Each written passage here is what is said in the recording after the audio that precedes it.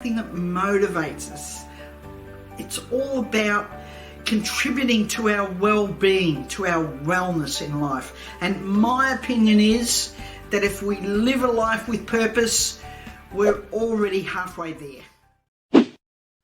Well, welcome. Hello, everyone. How are you this week? And thank you for joining me on Wednesdays with Wallis. This is your host, Wallis Patterson, and today's going to be fantastic. But did you have a look at, subscribe on the button below, but did you look at last week's video, which was all about, who's running the show? So I just want to cover off on that a little because I really think that was one of my goodies that I did, because you probably don't know this, but I tend to ad lib.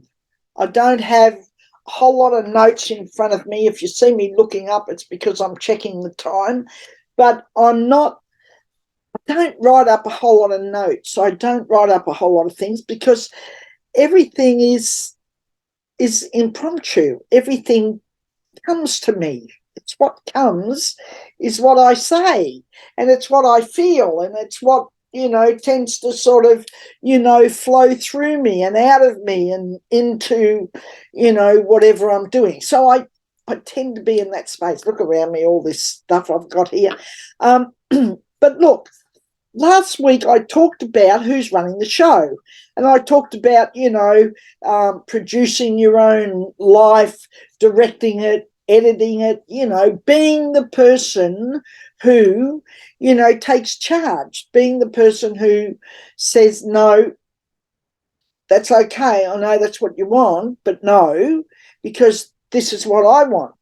And I think those things are really, really important. So I'm just doing a little bit of a recap this week, although the title of today's show is 1 month's notice.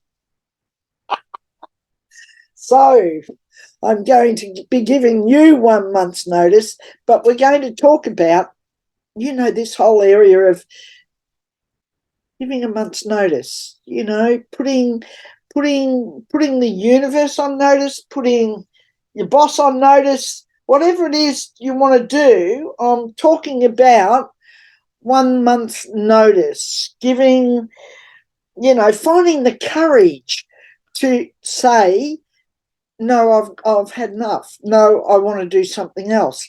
No, I'm on a different quest. I've been, thinking about going out on my own, doing something for myself, plucking up the courage, to be putting in place something for myself, because down the line I want to be working from where I want to work from, and I want to be doing what I want to be doing, and in fact I want to be living life on my terms. So pardon me, I'm talking about that today. I want to be talking about living life on your terms. And what does that mean? Digress a little, go back, because it is part of the who's running your life. And this is a little bit more of that, isn't it? I mean, it's more about producing, directing and editing and running the show, who's running the show. Is it you or is it somebody else? And I don't want this to sound like I'm advocating people to quit their jobs or to willy-nilly, without thinking or whatever, just go out there and fly by the seat of your pants, jump off the cliff and, hope somebody catches you on the way down. That may well be what you want to do. And if that's what you want to do, knock yourself out, go do it. But what I'm talking about is something a little more thought out, a little more planned. I'm talking to you about doing something you've always wanted to do. What is it? And maybe you haven't really thought about the possibility, or that it is possible to live life on your terms, that it is possible to do what you want to do when you want to do it, and, you know, wake up when your eyes open, not because, you know, an alarm clock goes off and beats you over the head, you know, those types of things. And, you know, I mean, at my age, I can honestly say to you that you'll never get it. You'll never get it if you don't think that you can get it. It's only if you think and believe that you can have it that you'll get it. It's a bit of a thing, isn't it? You know, it took me a lot of years to get my head around that. I used to think, oh, yeah. And I used to, you know, do things. I've always been very entrepreneurial. So I, you know, throw myself into doing things. I'd, you know, try new and different things all the time. And seriously, I couldn't tell you how many times I've failed, how many times I've fallen, you know, head over heels, ass over tip, as they used to say it when I was a kid. I don't know whether I'm supposed to say all those things, but it's true. I just used to, you know, I'd start off, hair off doing something. I never gave it much thought. And, you know, somebody might say, well, if you had to put a bit more thought into it, you mightn't have done it.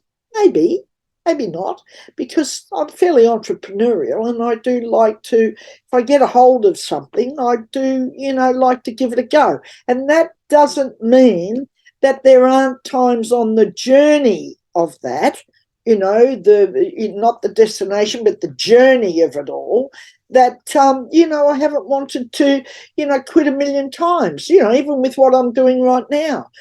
It hasn't been without my saying, well, oh God, you know, maybe, you know, maybe this isn't working too well, or, you know, that I could, you know, quit. I've wanted to quit, you know, a squillion times. So, but, you know, I'm very tenacious and I'm very determined. And I think that there's ways to do things and you can find your way through it. You can, you know, you just keep trying things until the right thing happens. And it's been very, very interesting journey for me lately, I have to tell you. I'm going to share this with you because I think that these sorts of things can put you off. So here's some of the things that can put you off. Oh, I never imagined you, you know, in that position, or I ever imagined you doing that. So it's almost like, well, if they couldn't imagine it, well, then, you know, it's not going to happen or it's not the thing. But it's only one person's opinion, you know, so you've got to put it in its right perspective and go, well, that's all good, because maybe you don't have as big an imagination as what I've got for me. The other thing that you'll get along the way, and I've gotten a lot of this, well, when I say a lot, I've gotten some of it, not a lot, but I have gotten some of this lately, which I actually hadn't had before, so it's been a little bit of a knee-jerk for me. I was a bit like, oh, God, really? So what's been happening to me lately when I've put out things, and I've got a promotion on at the moment for, you know, a free accommodation package, travel package for people anywhere in the world for up to 7 days. It's worth about $1,000. And it's quite legitimate. It's all above board, and it's really, you know, it's fabulous. It's amazing. And I managed from some big travel people and that to, you know, and marketing people to get hold of this to be able to give it as an incentive to people. So I was very, very excited about getting it, and I was very excited about being able to offer it. And, you know, then I get these, you know, silly fools who, you know, tell me that, you know, I'm a scammer or it's all a scam. You know, I put it up on Facebook the other day and some woman answered and put up, she even went to the trouble of doing a nice little graphic and everything. And she put this graphic up, this is a scam. And anything on Facebook for sale is a scam. Well, I don't agree with that. I've seen some very legitimate things, and there are some very legitimate people on Facebook. Not everybody who's on Facebook is a scammer and trying to take you for a ride or take your money. And I'm certainly not. I couldn't be bothered. Why bother? But, you know, these people go to a lot of bother to put stuff out and to tell people, you know, that you're a scammer or you're a scam or whatever else. I don't bother answering. I mean, I really could say a whole bunch of things, but I don't bother. But, you know, when I first started to get them, I was a bit like, what? What the?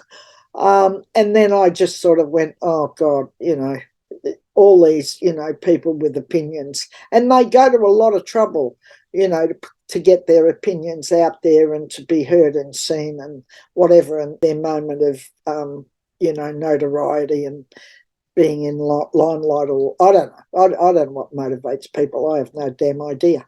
But I do know that that sort of thing, even inadvertently, if someone, and they can, and they will.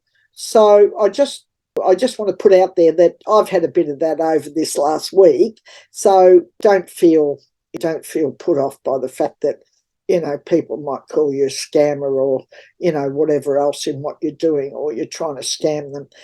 Most times they wouldn't have a bloody clue anyway. They haven't even looked at it. And if they looked at it, they'd know that wasn't. And if they really think it's not a scam, well, it's up to them. Don't do it. But it doesn't mean that it's a scam. But anyway, look, you could have debate about that all bloody day long, couldn't you? I'm just simply saying that's another thing that people could say that would put you off. And then you've got the well-meaning people around you who, you know, you've sort of got to pick and choose who you share what you're doing with, because you'll always get the naysayers and you'll get the people who don't imagine you're doing something, or don't think you can do it, or think they know you really, really well and they don't know you at all. I even say, you know, I've got growing up family, growing up children, growing up grandchildren.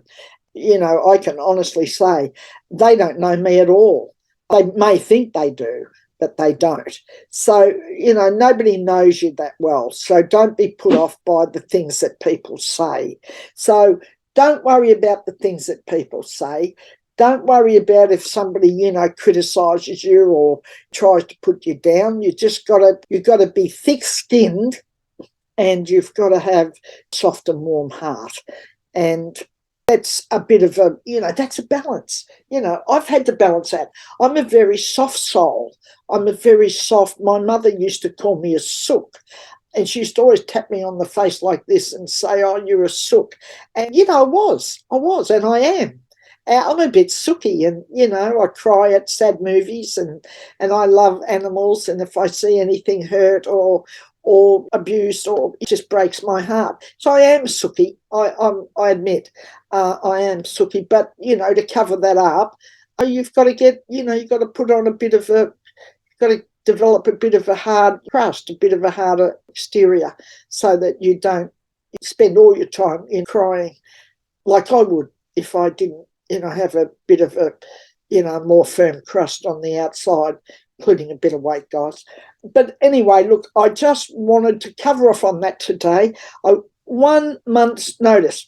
Could you give 1 month's notice to yourself, to your job, to the people around you? Could you put everybody on 1 month's notice that you're going to be changing your life, and you're going to be moving on, you're going to be doing something different, you're going to be making more money, you're going to be creating something for yourself, and most of all, you're going to be making decisions about your own life, and you're going to work where you want, change the world if you want to change it. If you want to do those sorts of things, my advice is go do it. Don't wait. Do it now. Life is long, and there's an opportunity for you to do a lot of things. Have a go at this one now, because if whatever you're talking about or wanting to do doesn't quite work out, life's long. You can try something else and do other things, because you can really, really enjoy it. Click on the link below and subscribe to Wednesdays with Wallis. Thank you for watching me, and once again, putting up with all the things that I say and my opinions, and I seem to have plenty of those. And hopefully what I've said today will be of some help to you. And we'll see you next week on Wednesdays with Wallis. Go get them, kids.